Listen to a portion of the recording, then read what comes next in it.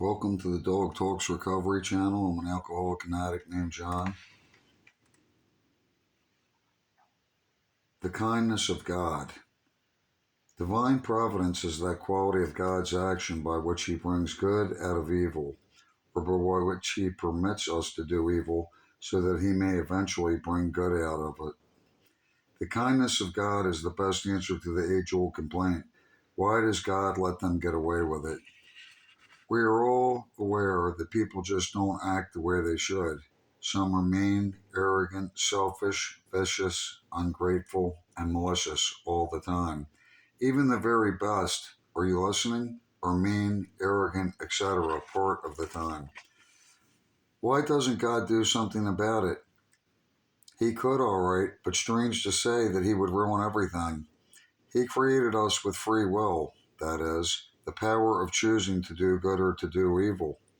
He realized very well that some people would abuse free will, but He gave it to us anyway, because without it we'd be robots. His plan is to reward us with heaven, but you don't reward a machine for doing well. It can't do otherwise. No free will, no reward. We may as well accept the fact that it's a sinful world. We don't have to remind God of that. Indeed, no one ever suffered more from it than He Himself did when He was on earth. The big difference is that He accepted the injustice and did not rebel against it. It was through that very acceptance that He was to save us. Everything that was done to Him was permitted by His Father for our salvation.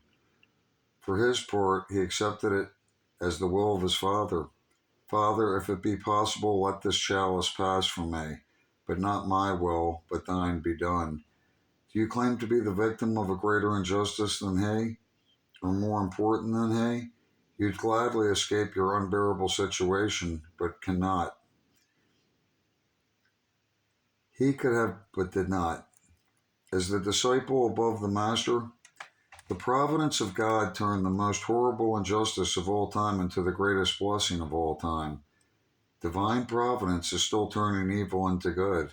If the victim of injustice accepts his lot, even as Christ accepted his, when you bow to the inevitable and accept injustice, you are not ignoring it or excusing it or explaining it away.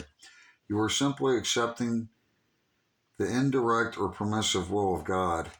God does not will evil or condone injustice. He merely permits it, even while He works the marvel by which it results in good. So if we find ourselves in an apparently hopeless situation, with every avenue of escape blocked, we must not rebel. Instead, we must realize that God has His reasons, in His infinite goodness and wisdom for permitting it, and so we accept it, saying, Thy will be done. Immediately the load drops from our shoulders, and the assurance that all will be well brings peace to our soul.